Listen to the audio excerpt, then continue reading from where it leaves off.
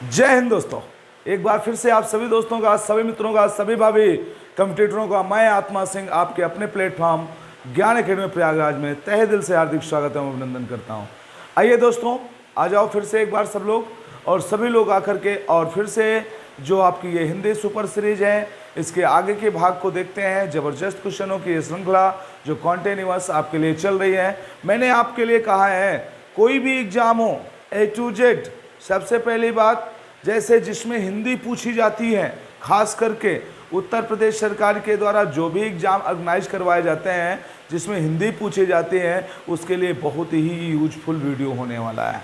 ठीक है, जैसे अभी यूपी SSC का पैट का एग्ज़ाम है और इसी तरह से आप देखिए उत्तर प्रदेश सरकार के द्वारा पहले से ये सुगबुगाहट बताई गई है कि बहुत जल्द आपके सामने आने वाला है यूपी पुलिस और यूपी SI की वैकेंसी, RO आने वाला है। तो मैं आपको बताना चाहता हूं कि ये ज़बरदस्त क्वेश्चन आपके लिए हैं डेडिकेटेड और लक्ष्य बैच आपको लक्ष्य तक पहुंचाने के लिए बिल्कुल डेडिकेटेड है। शून्य से शिखर की मैंने जो शपथ लिया कि शून्य से शिखर तक आपको लेके जाना है, आप लोग बिल्कुल ढंग से लगे रहिए अच्छे से। आप शून्य से शिखर तक मैं आपको लेके जाऊंगा, इसमें कोई दो राय नहीं है। ठीक है, स्टार्ट करते हैं। पहले यहाँ पर एक पैराग्राफ दिया गया है, उस पैराग्राफ को पढ़ते हैं आपके साथ। देखिएगा पहला पैराग्राफ क्या दिया गया। पैराग्राफ दिया है, निर्देश दिया है प्रश्न संख्या 1 से 5 तक दिए गए गद्यांश को ध्यानपूर्वक पढ़िए और नीचे दिए गए प्रश्नों के उत्तर दीजिए। अब इसमें देखो जल का जीवन, अब देखिए यहाँ पर जो पैराग्राफ दिया गया है उसको ध्यान से पढ़ना है। जल का जीवन से बहुत महत्वपूर्ण संबंध है ना। कहा जाता है, स्कूलों में भी लिखा होता है, प्राथमिक विद्यालयों में भी लिखा रहता है कि जल ही जीवन है, जल संरक्षण बहुत जरूरी है। ठीक है, तो जल का जीवन से बहुत महत्वपूर्ण संबंध है। हमारे शरीर में 3 भाग पानी का है, मतलब सोचिए 75% हमारे शरीर में पानी है। उसी प्रकार धरती पर 3 भाग जल का है। जल के कारण हरियाली है और इतना ही नहीं मेरे दोस्त, हरियाली से ऑक्सीजन, और थोड़ा सा 1 मिनट रुकिएगा। हाँ, हरियाली से ऑक्सीजन प्राप्त होती है, परंतु आजकल लोग इंडस्ट्रीज तथा रिहायशी भवनों के नाम पर एवं गलत निर्णयों के कारण हरियाली का विनाश कर रहे हैं तथा जल का धरती से गलत दोहन कर रहे हैं, गलत तरीके से पानी निकाल रहे हैं, किया जा रहा है। कहते हैं कि जल ही जीवन है। ये तो सबको ही कहता है, मैंने अभी अभी कहा, ये देखिए कोटेड भी किया गया है यहाँ पर। और बिन पानी सब शून, पानी गए न उबरे मोती मानुष चून। मतलब कहा गया यहाँ पर बिन पानी सब शून है, यानी जल के बिना हम जीवन की कल्पना ही नहीं कर सकते हैं। जल के बिना सारी पृथ्वी, ध्यान से पढ़िए, जबरदस्त है, बहुत अच्छा मोटिवेशन वाला भी है। सारी पृथ्वी का पर्यावरण प्रदूषित हो जाएगा अगर जल नहीं रहेगा तो, तथा पृथ्वी रहने लायक नहीं रहेगी। इस कारणवश पृथ्वी मानव विहीन हो जाएगी। अब देखिएगा ये आपका क्या है, पूरा पैराग्राफ है। इसके बाद इस पैराग्राफ से संबंधित आपके सामने कुछ प्रश्न है। जैसे पहला क्वेश्चन दिया गया है, देखिएगा क्या दिया गया कि दिए गए गद्यांश का उचित शीर्षक लिखिए। तो अब देखिए आपको क्या लगता है इसमें किस उचित शीर्षक आपका क्या हो जाएगा? जल का महत्व या जल का महत्व, जाल का महत्व। अब बताओ मुझे दोस्त, सब कोई अभी तक पढ़े तुम लोग और आपको एक ही नज़र में पकड़ में आ गया होगा कि इसका आंसर क्या हो जाएगा। तो इसका आंसर क्या हो जाएगा?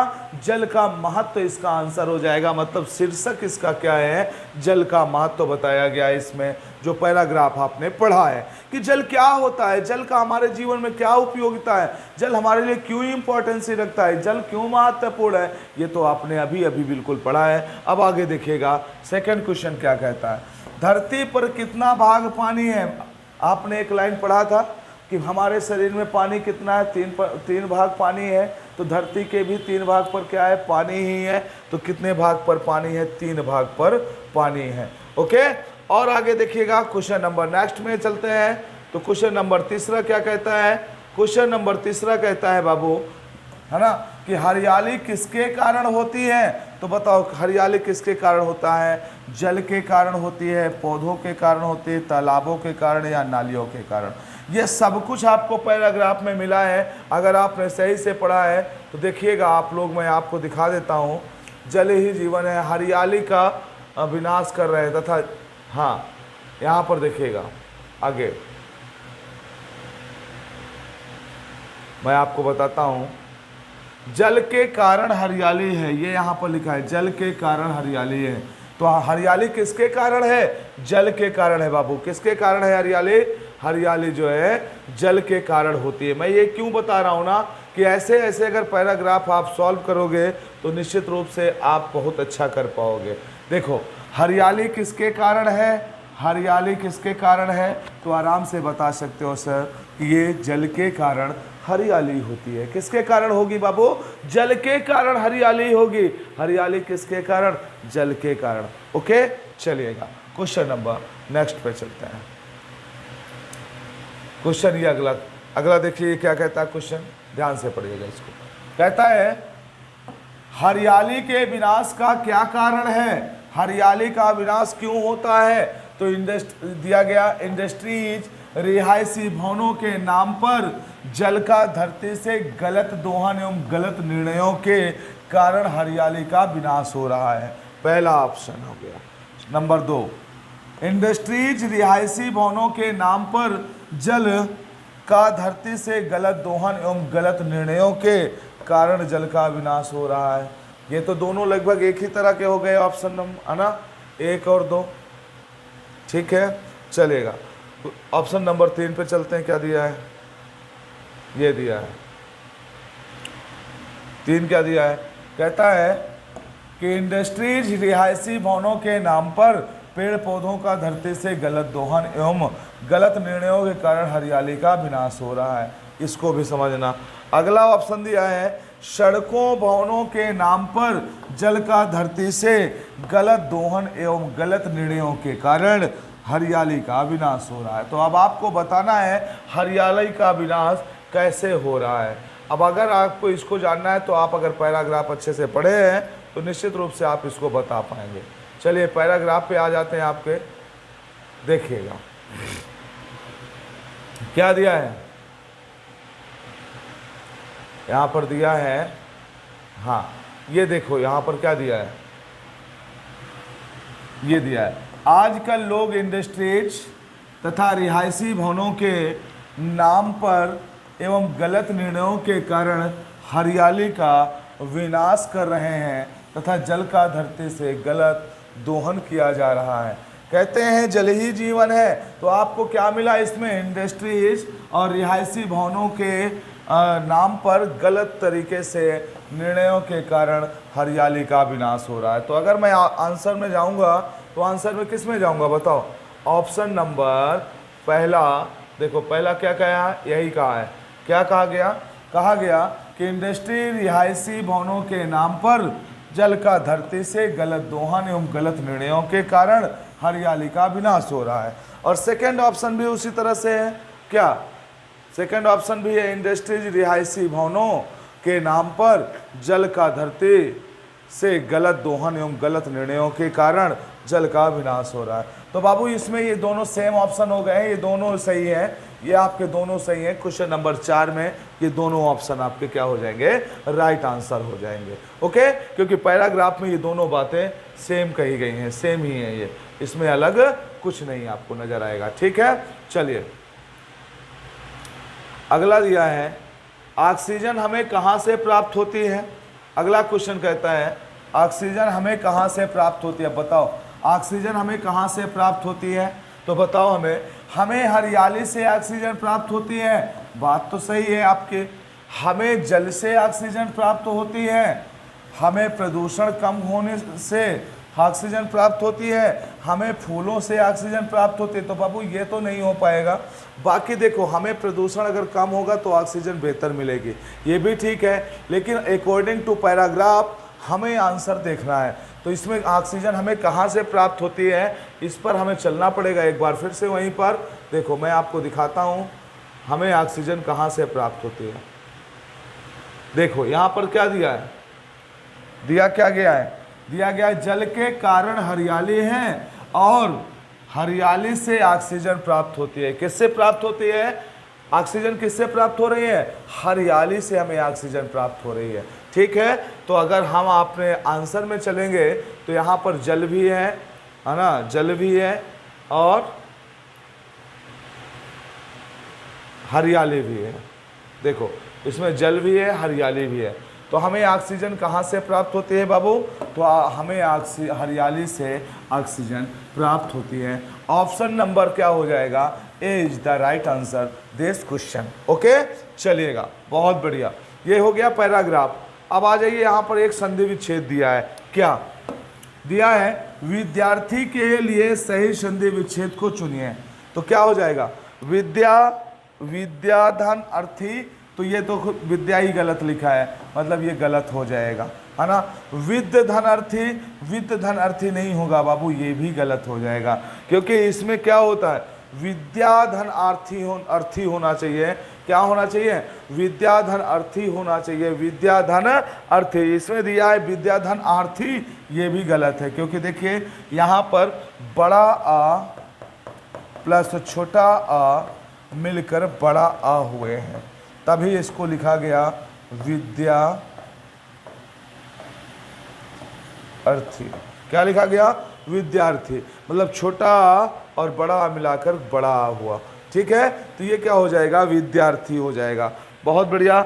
अगर बात क्लियर लग रही हो, सही समझ में आ रहा हो, तो बिल्कुल एक बार जो है ज़बरदस्त तरीके से आप सभी लोग लाइक कर दीजिएगा, जरूर एक बार जरूर लाइक कर दीजिएगा। स्वर संधि में ये दीर्घ संधि का उदाहरण है। किसका है, दीर्घ संधि का उदाहरण है।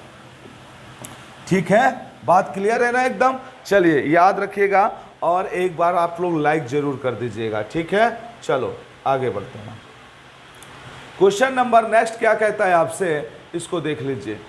बोला गया क्या, ये बोला गया राज्य द्वारा निकाला गया आधिकारिक आदेश वाक्यांश के लिए एक शब्द बताइए। मतलब उसने आधिकारिक आदेश निकाला है, किसने, सरकार के द्वारा एक आधिकारिक आदेश निकाला गया। वह आदेश क्या हो सकता है, उसको क्या बोलेंगे, उसको अधिनियम बोलेंगे, उसे अध्यादेश बोलेंगे, या उसे हम अधियाचना बोलेंगे, या उसे अधिसूचना बोलेंगे। बोला क्या है, राज्य के द्वारा निकाला गया आदेश, आधिकारिक आदेश। अब ये राज्य, अगर यहाँ पर कोई एक संस्था दिया होता, कोई एक संस्था दिया होता, है ना, सपोज करिए निर्वाचन आयोग को ले लीजिए आप। निर्वाचन आयोग को अगर आपने ले लिया और निर्वाचन आयोग चुनाव के समय क्या करता है, अध्यादेश निकालता है कि अधिसूचना निकालेगा, तो बाबू वो अधिसूचना जारी करेगा। क्या करेगा, वो अधिसूचना जारी करेगा, अधिसूचना जारी करता है। ठीक है, याद रखना, वो अधिसूचना जारी करता है। लेकिन अगर सरकार के द्वारा कोई आधिकारिक आदेश जारी किया जाता है तो उसको मेरे दोस्त क्या नाम देते हैं, अध्यादेश कहा जाता है। क्या कहा जाता है, अध्यादेश कहा जाता है। ठीक है, अगला क्वेश्चन नंबर देखिएगा इधर, निम्नलिखित में से रूढ़ शब्द है। अब देखिएगा, रूढ़ हुआ होता है जिसका संधि मतलब विच्छेद करने पर वो किसी मतलब के शब्द नहीं बचते, उनका कोई अर्थ नहीं होता, वो रूढ़ होते हैं। अब इसमें आप मुझे बताओ, दूध वाला को अगर आप संधि विच्छेद करोगे, दूध प्लस वाला अगर कर दोगे दोनों को तोड़ करके, तो दोनों का अर्थ अपना निकलता है उचित। यहाँ पर लिखोगे घुड़सवार, तो एक तरफ घुड़ लिख दो, एक तरफ सवार लिख दो, तो दोनों का ये भी अर्थ निकलता है, एक घोड़ा हो जाएगा, एक सवार मतलब उस पर बैठने वाला, है ना। लंबोदर, लंबा उदर, लंबोदर लंबा प्लस उदर। अब देखिए ये इसको दोनों के मिलने से एक तीसरा शब्द आता है, तीसरे के लिए ये रूढ़ हो रहा है, तीसरे के लिए ये रूढ़ हो रहा है, मतलब ये अपना अर्थ छोड़कर तीसरे के लिए रूढ़ हो रहा है। तो इसका मतलब ये क्या हो जाएगा, अब मैं आपको बताता हूँ यहाँ क्या होगा। तो देखो यहाँ पर दूध वाला है, नाक है, नाक, ना को अलग कर दो, का को अलग कर दो, दोनों का अर्थ निकलेगा, नहीं निकलेगा। तो पहले आंसर आप जान लो इसका। इसमें क्या होगा, निम्नलिखित में रूढ़ शब्द है, तो रूढ़ शब्द क्या हो जाएगा, ये हो जाएगा नाक। क्या हो जाएगा इसमें, नाक आपका रूढ़ शब्द हो जाएगा। लेकिन अगर आपसे यहीं पर प्रश्न किया, क्या है ना, यहीं पर आपसे प्रश्न किया कि बताइएगा मुझे, है ना, क्या बताना है कि दूध वाला क्या है, घुड़सवार क्या है, तो आप इसको बताओगे, ये क्या हो जाएगा, बताइएगा, ये क्या हो जाएगा, यौगिक रूढ़ हो जाएगा, यौगिक रूढ़, है ना, या योग रूढ़ कह सकते हैं, या यौगिक रूढ़ कह सकते हैं। इसको आप समझ लीजिएगा अपने हिसाब से, है ना। यौगिक रूढ़ मतलब दो के मिलने से बना। और लंबोदर जो है, लंबोदर, लंबा उदर, ये क्या हो जाएगा, ये योग रूढ़ हो जाएगा, मतलब किसी अन्य के लिए रूढ़ हो जाएगा। ठीक है, मैं यही बताना चाह रहा था इसको अलग अलग करके कि नाक क्या है, रूढ़ है, दूध वाला क्या है, घुड़सवार क्या है, ये यौगिक रूढ़ है, यौगिक रूढ़ है। ठीक है, लंबोदर जो तीसरे के लिए रूढ़ होता है, लंबा प्लस उदर, लंबोदर अर्थात गणेश तीसरा अर्थ देगा, तो ये योग रूढ़ होगा। या ऐसे समझ लीजिएगा, जितने भी बहुब्रीहि समास के होते हैं वो सब के सब आपके योग रूढ़ होते हैं। जितने भी बहुब्रीहि समास के होते हैं वो सब के सब आपके क्या होते हैं, योग रूढ़ होते हैं। ठीक है, बात क्लियर है एकदम। चलिएगा आगे बढ़ेंगे क्वेश्चन नंबर नेक्स्ट की तरफ। यहां पर देखिए क्वेश्चन नंबर अगला क्या देता है, दिया है 8 बड़े चोर पकड़े गए थे, पुलिस की लापरवाही से आधे चोर भाग गए, वाक्य में किन शब्दों में विशेषण और विशेष संबंध नहीं है। अब आपको बताना है इसमें कौन से शब्दों में विशेषण और विशेष शब्द नहीं है। बड़े चोर, तो देखिए ये विशेषण है, चोर क्या हो गया, विशेष हो गया। आधे चोर मतलब ये भी विशेषण है, ये विशेष हो गया, ध्यान देना। आगे 8 बड़े, ये भी हो गया विशेषण और ये हो गया विशेष्य। तो इसमें बचा क्या, पुलिस की लापरवाही, ये आपका क्या हो जाएगा, ये हो जाएगा आपका विशेष विशेषण नहीं है। क्या है ये, विशेष विशेषण नहीं है। ओके, चलिए तो आंसर नंबर क्या हो जाएगा, सी इज द राइट आंसर। देखिएगा यहाँ पर बड़े, ये भी दिखा रहा है कि विशेषण बता रहा है, विशेषता बता रहा है चोर की। आधे चोर मतलब आधा भी क्या है आपका विशेषण है, बड़े ये भी विशेषण, लेकिन पुलिस की लापरवाही ये विशेषण नहीं होता। ओके, चलेंगे आगे क्वेश्चन नंबर नेक्स्ट में जी। क्वेश्चन नंबर अगला क्या कहता है, इसको ध्यान से देखिए। कहता है देवदास उपन्यास पर 3 बार फिल्म बन चुकी है। भाई कितनी बार बन चुकी है, 3 बार बन चुकी है। उपन्यासकार का नाम क्या है, थोड़ा सा जाने तो सही। कौन ऐसा उपन्यासकार है जिसके उपन्यास पर 3 बार पिक्चर बन चुकी है, मूवी बन चुकी है, तो बताइएगा ये किसकी है। तो मेरे दोस्त याद रखना ये किसकी है, ये है आपके शरद चंद्र चट्टोपाध्याय साहब की। कौन सी है, शरद चंद्र चट्टोपाध्याय साहब की मूवी है, उपन्यास है, उसी पर 3 बार मूवी बन चुकी है, इसको याद रखिएगा। ठीक है, मुंशी प्रेमचंद को कौन नहीं जानता, गबन गोदान ये सब इनकी रचनाएं हैं।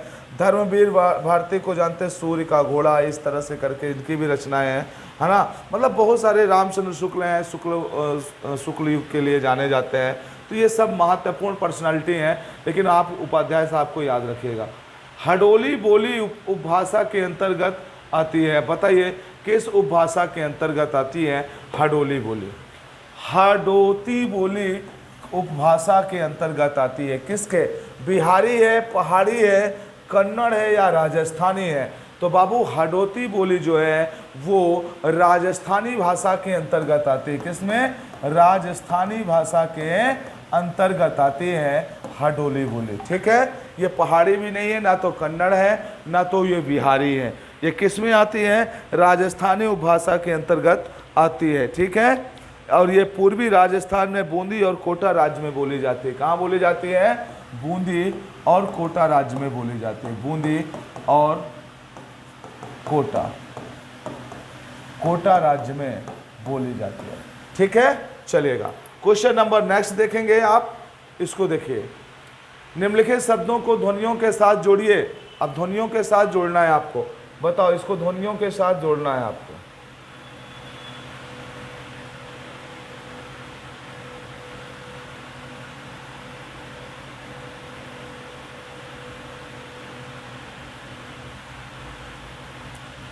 चलिएगा, बताइए इसमें क्या दिया गया। क्वेश्चन में कहा गया निम्नलिखित शब्दों को ध्वनियों के साथ जोड़ना है। अब गाय है, गाय क्या करती है, गाय भिनभिनाती है, मक्खियाँ भिनभिनाती हैं, तो ये मक्खियाँ तो भिनभिनाना हो गया, ठीक है भाई। मेढक टर्राता है, ये भी बात क्लियर है। कोयल क्या करती है, कूकती है ना। तो गाय क्या करती है, रंभाती है, मतलब चलते ऐसे चलती है ना, करती है ना ऐसा, ये रंभाती है। तो इसमें क्या हो जाएगा, एक का आ, एक का बड़ा आ हो जाएगा, एक का बड़ा आ हो गया, दो का छोटा, तीन का बड़ी, चार का छोटी। Option number A is the right answer, ठीक है। ध्यान से देखिएगा इसको, ओके। चलिए क्वेश्चन नंबर नेक्स्ट पे चलते हैं। क्वेश्चन नंबर अगला आपसे क्या कहता है, इसको ध्यान से देखिएगा, इसको ध्यान से मेरे बाबू अच्छे से आप लोग देख लीजिएगा। हाँ, क्वेश्चन नंबर अगला,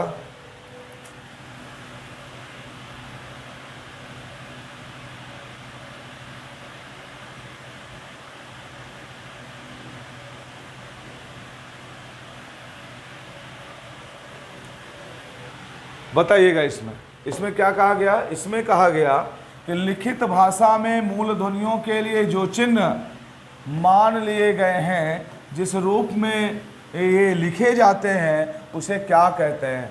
अब बताओ, लिखित भाषा में मूल ध्वनियों के लिए जो चिन्ह मान लिए गए हैं, जिस रूप में ये लिखे जाते हैं, उसे क्या कहा जाता है। उसे स्वर कहेंगे, उसे लिपि कहेंगे, उसे ध्वनि कहेंगे, या उसे व्यंजन कहेंगे। बताओ, तुरंत इसका आप जवाब दीजिएगा मुझे, सभी लोग इसका जवाब दीजिएगा। उसको क्या नाम दिया जाता है, उसे ध्वनि कहेंगे, उसे लिपि कहेंगे, उसे स्वर कहेंगे, उसे व्यंजन कहेंगे, क्या कहेंगे बताओ। तो देखो, जब किसी भाषा के मूल ध्वनियों के लिए जो चिन्ह मान लिया जाता है, उसे स्क्रिप्ट कहते हैं, उसे लिपि कहते हैं। उसे क्या कहेंगे, उसे लिपि कहा जाता है। कि इस लिपि में, देवनागरी लिपि में, ब्राह्मी लिपि में, खरोष्ठी लिपि में, मतलब जो मान लिया गया उस भाषा के लिए, उसको हम क्या बोलते हैं, लिपि कहा जाता है, ठीक है। तीसरा, शब्द का संधि विच्छेद करने पर प्रत्यय के रूप में क्या प्राप्त होगा। तो तीसरा में क्या मिलेगा, इसरा, रा, आ, सरा। तो बताओ क्या मिलेगा इसमें क्या मिलेगा, जो प्रत्यय होगा। प्रत्यय उपसर्ग मैंने आपको बताया कि उपसर्ग पहले लगता है और प्रत्यय क्या होता है, बाद में लगता है। तो आप बताओ इसमें मुझे कि इसमें प्रत्यय कौन सा होगा इसमें प्रत्यय, बताइएगा। सभी लोग कमेंट करके जवाब दीजिए। चलिए बताइए, तो इसमें क्या हो जाएगा प्रत्यय, इसरा, रा, आ या सरा। तो याद रखना बाबू, इसमें हो जाएगा शरा, हो जाएगा सरा, हो जाएगा।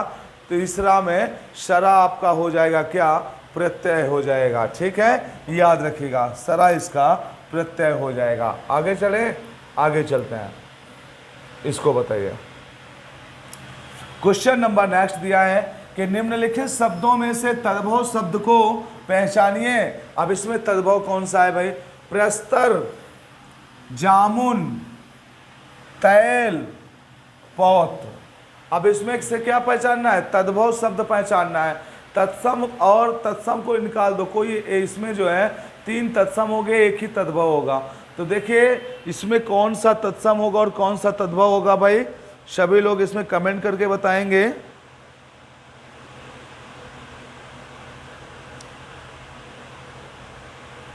बताओ भाई, बताओ। चलिए, बहुत बढ़िया, आया जवाब आप लोगों का। क्या बता रहे हैं आप लोग, अच्छा, बिल्कुल सही बात है, आपका जवाब बिल्कुल सही है। आपने जो बताया कि जामुन जो है वो क्या है, तद्भव है, जामुन का तद्भव हो जाएगा। तो जामुन का तत्सम फिर क्या होगा, तो ये हो जाएगा जम्बू फल।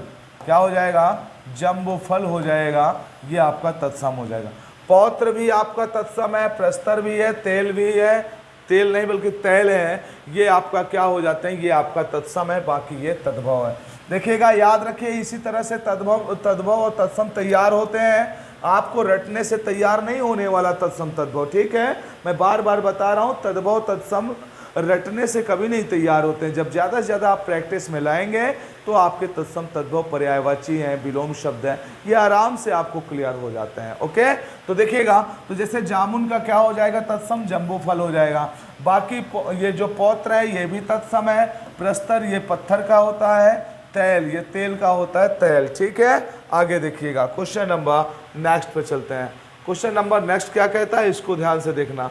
ये कहा है कि निम्नलिखित वाक्यों में से शुद्ध वाक्य को आप पहचानिए। पढ़िएगा क्वेश्चन सही से, क्वेश्चन पढ़िए। निम्नलिखित वाक्यों में से शुद्ध वाक्य को पहचानिए।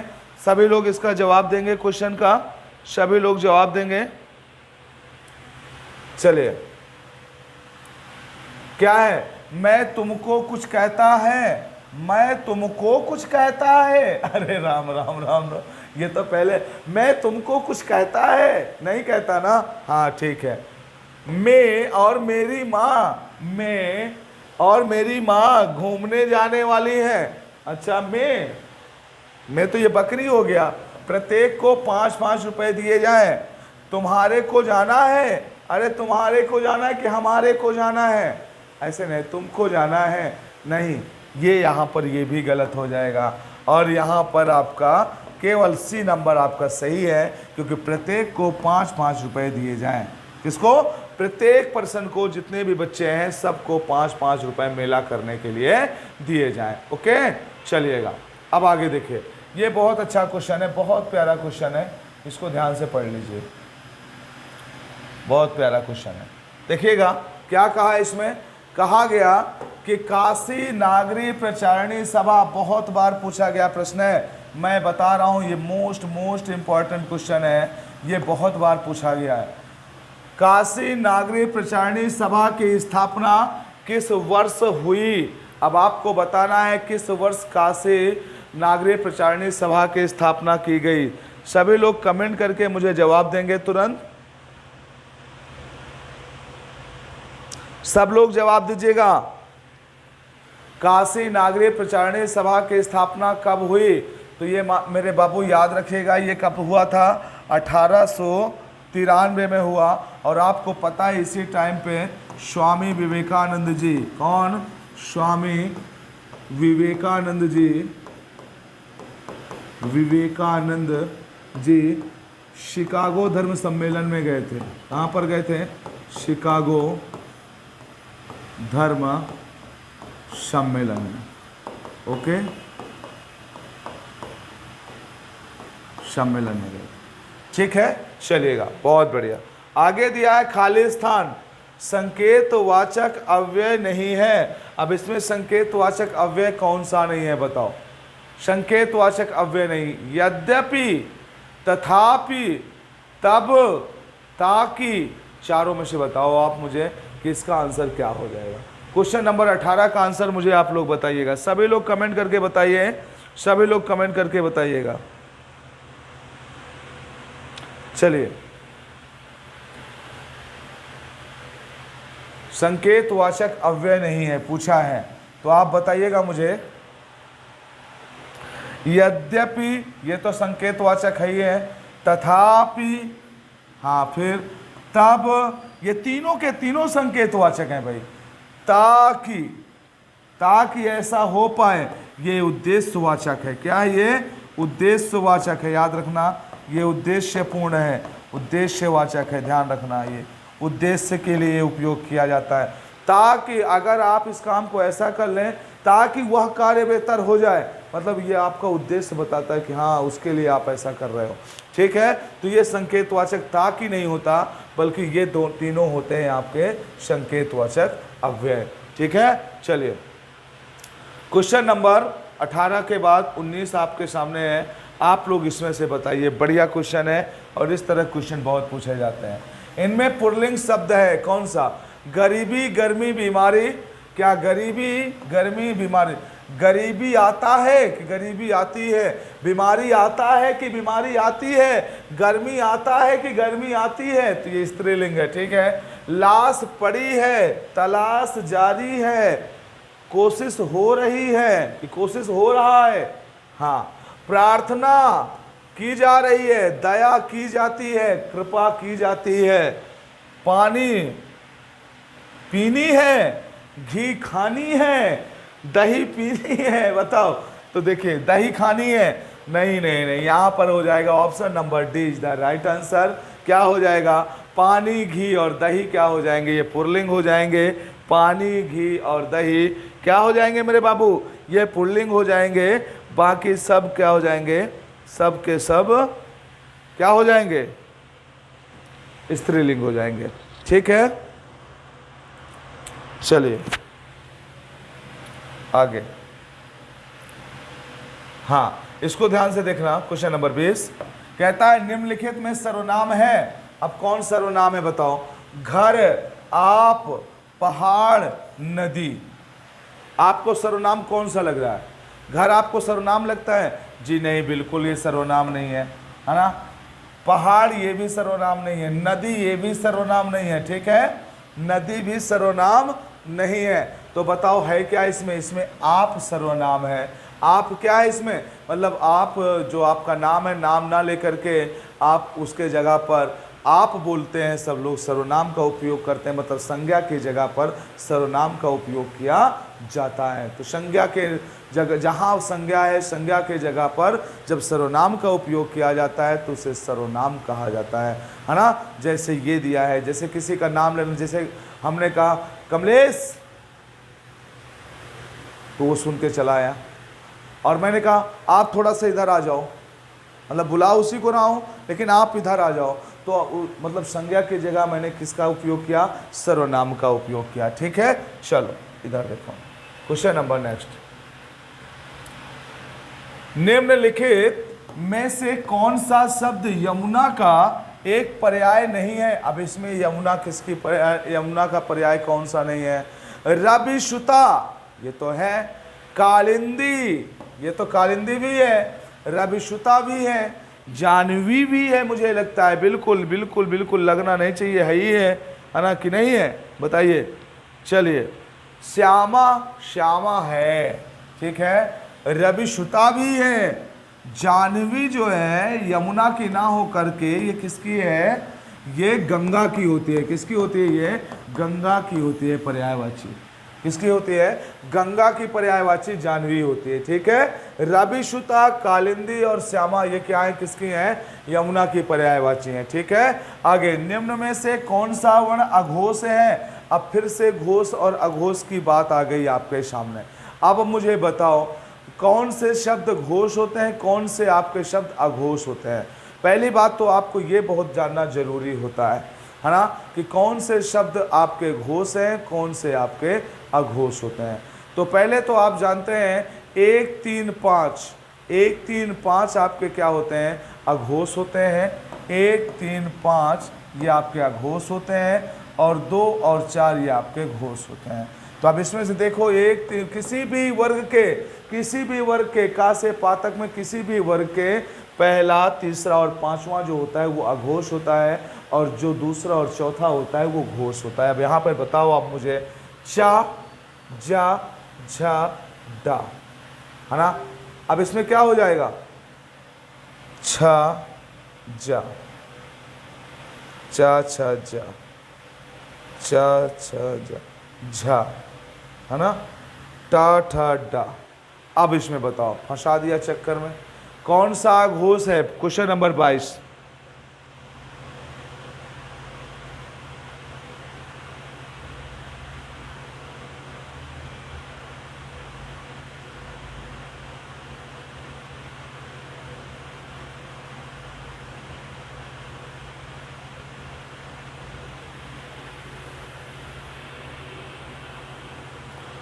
किसी भी वर्ण का, हाँ हाँ, चा वर्ण, बिल्कुल बिल्कुल।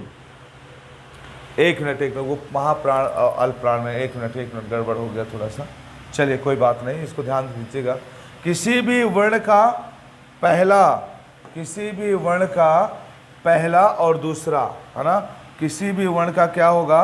पहला और दूसरा, पहला दूसरा, किसी भी वर्ण का पहला और दूसरा अक्षर क्या होता है? वो होता है अघोष, और बाद के 3 क्या होते हैं? वो हो जाते हैं घोष। तो इसमें क्या हो जाएगा? चा आपका क्या हो जाएगा? ये आपका हो जाएगा अघोष। ठीक है, आगे देखिएगा, क्वेश्चन नंबर नेक्स्ट पे चलते हैं। किस रस को रसराज कहा जाता है? बहुत बढ़िया, बहुत अच्छा है। किस रस को रसराज कहा गया है? वीर रस को, हास्य रस को, करुण रस को या श्रृंगार रस को? तो बाबू याद रखना, श्रृंगार रस को रसराज कहा गया, रसों का राजा श्रृंगार रस को कहा जाता है। ओके, चलिएगा, रसों का राजा किसे कहते हैं? श्रृंगार रस को कहते हैं। आप यहां पर देखना है आपको। चलिए, आज आकाश में छाए हैं, क्या छाए हैं? खाली स्थान, रिक्त स्थान के पूर्ति उचित शब्द से कीजिए। तो जलज, जलधि, जलद और नीरज, अब आपको बताना है पर्यायवाची का उपयोग किया गया है, बादल के पर्यायवाची का उपयोग किया गया है। ये आपके लिए हिंट दे रहा हूं, अब आप इतने में समझ सकते हैं कि बादल का पर्यायवाची क्या होगा। सभी लोग कमेंट करके मुझे बताएंगे बादल का पर्यायवाची इसमें से कौन सा होगा। बताओ भाई, बताओ बताओ, तुरंत बताओ। जलज होगा, जलधि होगा, जलद होगा, नीरज होगा? बताओ तुरंत, क्विक इसका जवाब दीजिएगा आप लोग, तुरंत दीजिए। तो देखो बाबू, इसमें क्या हो जाएगा? इसमें हो जाएगा जलज या जलधि या जलद, तो इसमें हो जाएगा जलद। क्या हो जाएगा? जलद हो जाएगा। नीरज तो कमल का होता है ना, नीरज तो कमल का होता है, जलज भी कमल का होता है, ठीक है। और जलधि क्या होता है? ये समुद्र होता है। विनय न मानत जलधि जड़, गए 3 दिन बीत, अब बोले राम शकोप तब भय बिन होई न प्रीत। तो देखिए, जब भगवान राम लंका जा रहे थे तो वहाँ पर जब समुद्र से प्रार्थना कर रहे थे तभी कहा गया था विनय न मानत जलधि जड़, जलधि जड़, है ना, गए 3 दिन बीत, बोले राम शकोप तब भय बिन होई न प्रीत। ओके, निम्न में से कौन अविकारी होता है? इसमें से आपको बताना है अविकारी शब्द कौन सा होता है, कौन सा विकारी और अविकारी। देखिएगा, इसमें से विकारी शब्द कौन सा होता है? क्वेश्चन नंबर 25, इसका आप देंगे जवाब। अविकारी शब्द क्या होगा? तो मेरे दोस्त याद रखेगा, संज्ञा है, सर्वनाम है, विशेषण है, अव्यय है। तो इसमें जो संज्ञा, विशेषण, सर्वनाम, ये जो है ये सब के सब विकारी शब्द हैं। क्या है? ये विकारी शब्द हैं। और जो अव्यय है ये है आपका अविकारी शब्द। अव्यय क्या होता है? अविकारी शब्द होता है, ठीक है। अव्यय आपका क्या होगा? अविकारी शब्द होगा, ठीक है। चलिएगा आगे बढ़ते हैं। क्वेश्चन नंबर नेक्स्ट पे देखिएगा, इसको दिया गया है आपके सामने कि तुम कहाँ जा रहे हो, वाक्य का प्रकार स्पष्ट कीजिए। तुम कहाँ जा रहे हो भाई? तो इसमें बताना है आपको विधिवाचक वाक्य है, प्रश्नवाचक वाक्य है, निषेधावाचक है, विस्मयादिवाचक वाक्य है। तुम कहाँ जा रहे हो? तो इसमें तो प्रश्नवाचक सीधा सीधा पता चल रहा है कि तुम कहाँ जा रहे हो, यह प्रश्नवाचक वाक्य आपका होगा। ओके, क्या हो जाएगा? ये चिन्ह भी लगा है प्रश्नवाचक का और ये कहाँ शब्द भी लिखा है। आज इसमें देखिएगा नेक्स्ट में कि आजकल भारत की जनता को ध्यान देना, भी अधिकाधिक शिक्षित हो गई है। रेखांकित शब्द का वचन क्या है?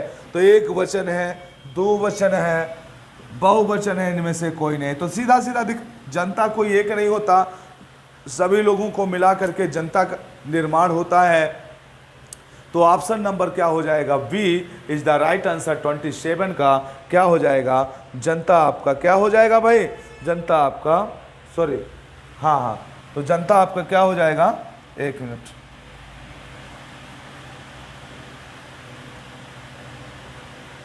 नहीं ठीक है,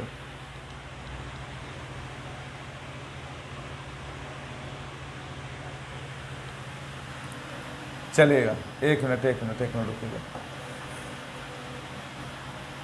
जनता शब्द क्या है? जनता शब्द एक वचन में हमेशा उपयोग में होता है, जनताओं नहीं होता, ठीक है, एक वचन में उपयोग होता है, ठीक है। चलिए,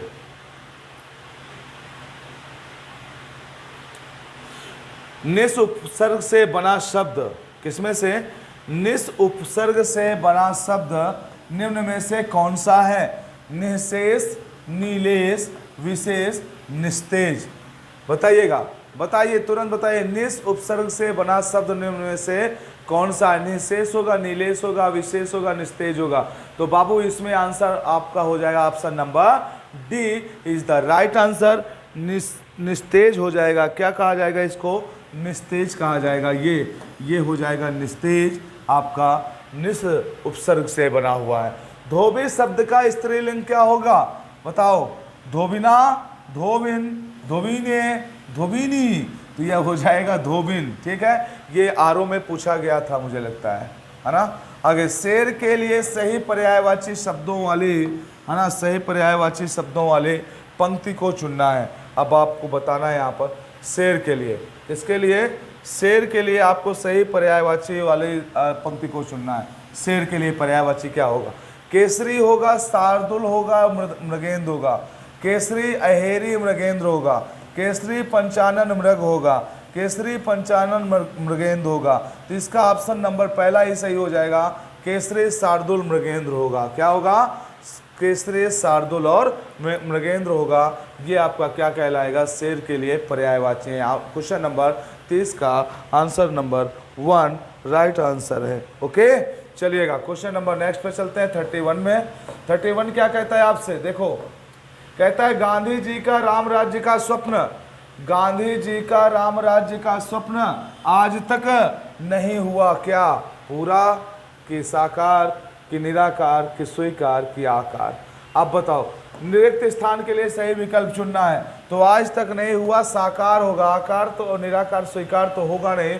गांधी जी का राम राज्य का स्वप्न आज तक साकार नहीं हुआ। ध्यान रखिएगा, क्वेश्चन नंबर 31 का C number is the right answer है। आगे देखिएगा, आगे क्वेश्चन नंबर नेक्स्ट में उच्चारण के स्थान पर, उच्चारण स्थान के आधार पर निम्न में से कौन सा दंत है? अब आपको बताना है। माँ, माँ ओष्ठ में आता है। ला, ला, पा दो ओष्ठ पे आता है। ऊ, ये भी आता है ओष्ठ पे। ला के लिए दांत का उपयोग होता है, ये दंत हो जाएगा, है ना। लुंठित शब्द है ना, ये लुंठित शब्द है, ये आपका ला से हो जाएगा। ठीक है, चलिएगा आगे चलते हैं क्वेश्चन नंबर नेक्स्ट पे। इसको देखिएगा, फिर जवाब देना है। सभी लोग इसको देखिए और जवाब दीजिएगा। क्वेश्चन नंबर अगला आपके सामने है। क्या कहता है कि निम्न में से वर्तनी की दृष्टि से अशुद्ध है। कौन सी अशुद्ध है वर्तनी के दृष्टि से? कवित्री, विवेशिका, ज्योत्सना, प्रशंसा। अब आपको बताना है इसमें से कौन सा है जो कि उच्चारण के आधार पर क्या है, गड़बड़ नजर आ रहा है। बताओ, सब कोई बताइएगा, कमेंट करके बताइएगा। आप लोग सब लोग बताइएगा इसमें कौन सा है। कवित्री तो ये बिल्कुल सही लिखा है, इसी तरह लिखा ही जाता है, बहुत बार पूछा है और खासकर आरओ में बहुत ज़्यादा पूछा है इसको। विभीषिका भी बहुत सही है, ज्योत्सना, ये तीनों शब्द आरओ के मोस्ट इंपॉर्टेंट शब्द हैं। ध्यान रखिएगा, आरओ और यूपीपी में ये बहुत बार पूछे गए शब्द हैं, ध्यान दीजिएगा। आरओ और यूपीपी में ये तीनों शब्द बहुत बार पूछे गए, कवित्री, विभीषिका और ज्योत्सना, और ये तीनों शुद्ध लिखे हुए हैं। प्रशंसा अशुद्ध लिखा है, ध्यान रखिएगा। प्रशंसा क्या लिखा है? अशुद्ध लिखा है। प्रशंसा आपका अशुद्ध लिखा है। ठीक है, प्रशंसा आपका क्या लिखा है? अशुद्ध लिखा हुआ है। ठीक है, प्रशंसा आपका क्या लिखा है? प्रशंसा आपका अशुद्ध लिखा है। ठीक है, चलिएगा आगे देखते हैं। ये शुद्ध हो गया, आगे देखेंगे क्वेश्चन नंबर नेक्स्ट। इसको बताओ। स्वतंत्रता सबको प्यारी होती है, वाक्य के रेखांकित शब्द का संज्ञा भेद बताएं। संज्ञा भेद क्या होगा किसका? स्वतंत्रता के लिए। ये क्या होगा संज्ञा भेद इसके लिए? बताइएगा आप लोग। जातिवाचक संज्ञा होगा, भाववाचक संज्ञा होगा, गुणवाचक संज्ञा होगा, या इनमें से कोई नहीं होगा? तो आप लोग कमेंट करके तुरंत जवाब दीजिए। सभी लोग इसका जवाब देते रहिएगा बाबू, सब लोग इसका जवाब दीजिएगा। ठीक है, जवाब देना अति महत्वपूर्ण है। ठीक है, क्योंकि आप लोग जब जवाब देंगे ना तो आप में एक कॉन्फिडेंस बिल्ड होता है, आपके अंदर एक कॉन्फिडेंस आएगा कि हाँ हम इसको कर पा रहे हैं और आसानी से हम इसको कर लेंगे, कोई हमें इसके लिए प्रॉब्लम नहीं होगी। ठीक है, तो बताइएगा इसमें कौन सा स्वतंत्रता जातिवाचक संज्ञा है? बताइए, आपको लगता है कि स्वतंत्रता किसी एक विशेष पर्टिकुलर जाति से है? नहीं लगता ना, तो हटा दो इसको, काट दो। फिर आगे देखो, भाववाचक संज्ञा है। स्वतंत्रता को क्या फील किया जाता है? फ्रीडम क्या फीलिंग का शब्द है? जी हाँ, जैसे आप किसी के अंडर से बाहर होते तो आप अपने आप को बड़ा बेहतर महसूस करते हैं, तो ये भाववाचक संज्ञा होगी। स्वतंत्रता क्या हो जाएगा? भाववाचक संज्ञा हो जाएगी, ना कि गुणवाचक संज्ञा। ठीक है, आगे चलते हैं। महर्षि के लिए सही संधि विच्छेद को चुनिए। महाधन ऋषि, महर्षि कौन सा हो जाएगा? अर बनेगा। अर किस में बनता है बताइएगा? महर्षि के लिए संधि, सही संधि बताना है। महर्षि के लिए सही संधि विच्छेद को चुनना है, तो इसमें क्या हो जाएगा? महाधन ऋषि, महाधन ऋषि, महाधन ऋषि, महाधन ऋषि, महाधन ऋषि। तो बताइएगा इसका आंसर क्या हो जाएगा मेरे दोस्त? कमेंट करके तुरंत इसका जवाब दीजिएगा। सभी लोग इसका जवाब दें, सभी लोग जवाब देंगे। इसका क्या हो जाएगा? तो मैंने पहले ही बोल दिया था, ये क्या हो जाएगा? महर्षि हो जाएगा। ये गुण संधि है। कौन सी संधि है? ये गुण संधि है। जानते हैं क्यों? बताता हूं। ये गुण संधि है क्योंकि इसमें देखिए क्या क्या मिला है, आ प्लस री मिलके बन गए हैं अर। ठीक, क्या बन गए?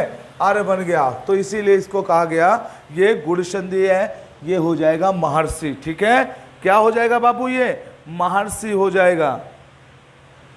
ओके, चलिए आगे देखते हैं क्वेश्चन नंबर नेक्स्ट पे। इसको क्या कहता है कि जिन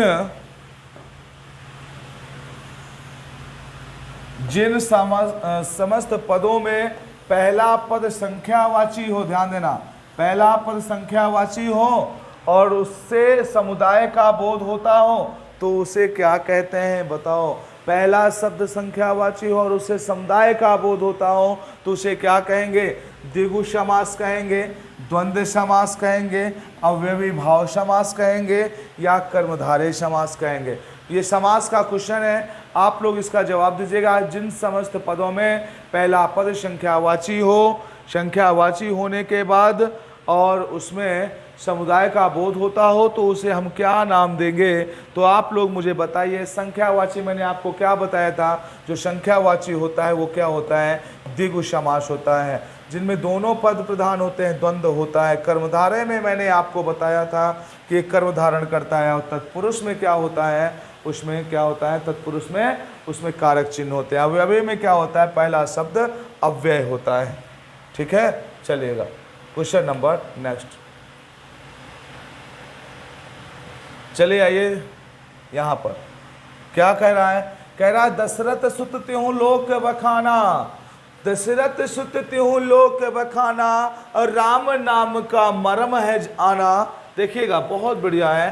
दशरथ सुत त्यों लोक बखाना, राम नाम का मरम है आना। किस रचनाकार की पंक्तियां हैं? बहुत इंपॉर्टेंट है। इसमें लोग बहुत गलती करेंगे, बहुत गलती करेंगे। आप लोग अपना कमेंट में एक बार जवाब सेंड कर दीजिए, उसके बाद इसका मैं आंसर बताने वाला हूं। चलो बताओ, तुलसीदास है, कबीरदास है, केशवदास है या सूरदास है? आप लोग कमेंट में अपना कमेंट बॉक्स में अपना कमेंट पिन कर दिए, उसके बाद मैं बताऊंगा कि हाँ आप सही हैं या गलत हैं। दिखने में तो लगता है तुलसीदास का है कि दशरथ सुत त्यों लोक बखाना और राम नाम का मरम है आना। तो तुलसीदास हैं या कबीरदास हैं? केशवदास हैं या सूरदास हैं? तो बताना है इसमें कौन से हो जाएंगे। तो कबीरा खड़ा बाजार में, कौन हो जाएगा? कबीरदास जी हो जाएंगे इसके रचनाकार। आप लोगों ने तुलसीदास लगाया होगा और इसका आंसर क्या हो जाएगा? कबीरदास हो जाएंगे। ठीक है, चलिएगा क्वेश्चन नंबर नेक्स्ट पे चलते हैं बाबू। यहां पर क्या दिया गया है देखो, अगला क्वेश्चन। बहुत अंग्रेजी लिखा है इसमें ना, हाँ पढ़ लेना इसको। दिए गए वाक्य का हिंदी अनुवाद कीजिए।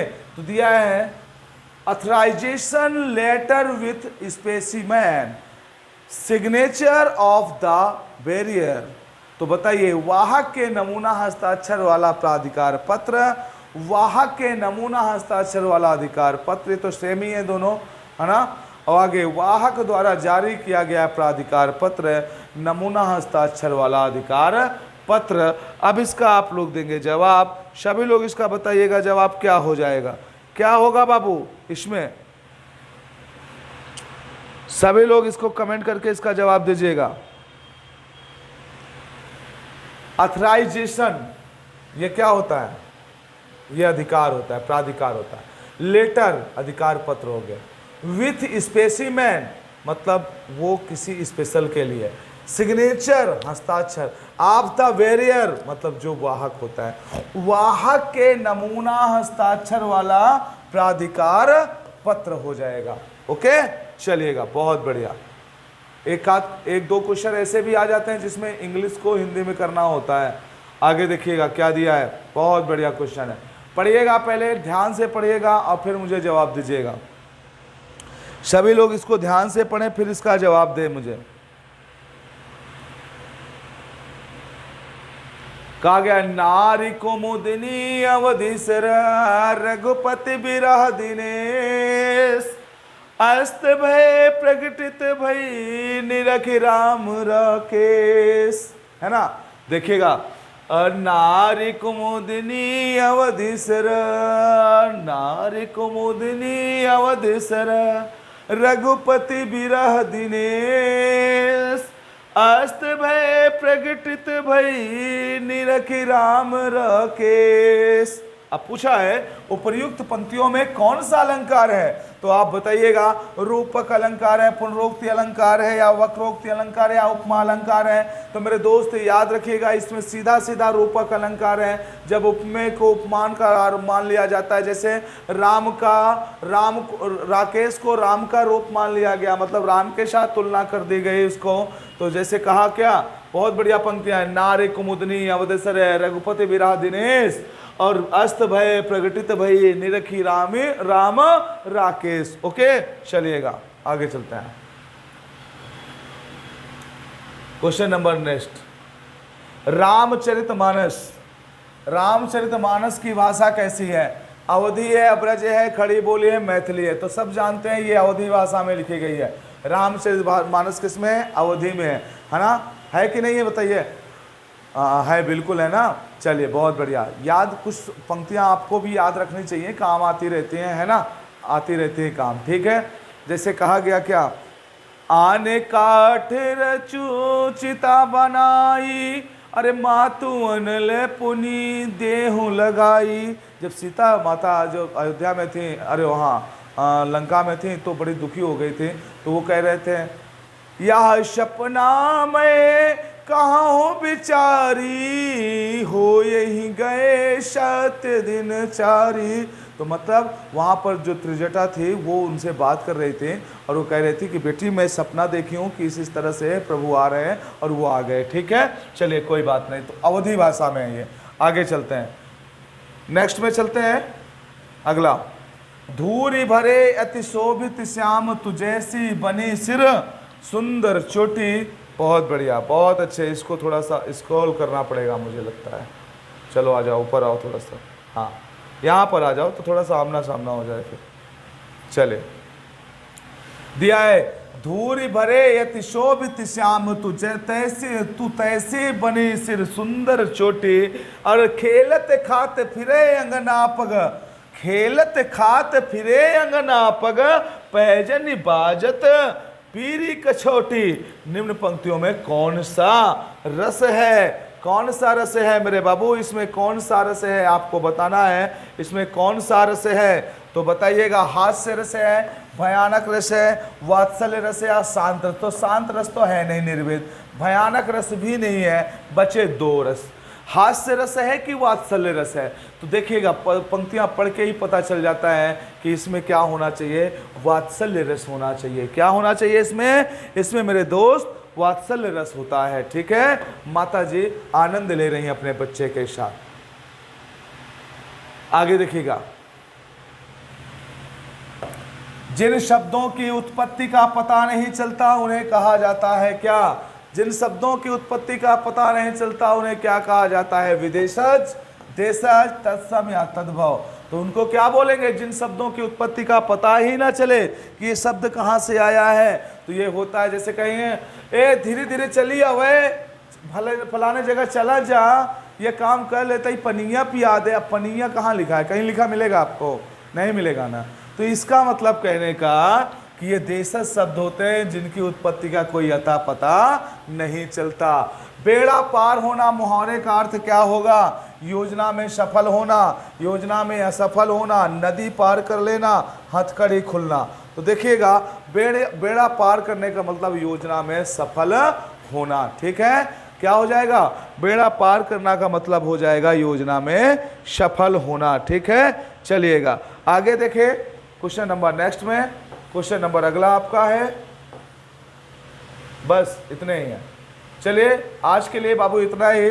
आप लोग अच्छे से पढ़े, बहुत अच्छा लगा मुझे। आप लोगों को क्लास कैसे लगी आप लोग कमेंट करके ज़रूर बताया करिए। ठीक है, और आप लोगों के लिए इसी तरह से मैं कंटिन्यू काम करता रहूँगा।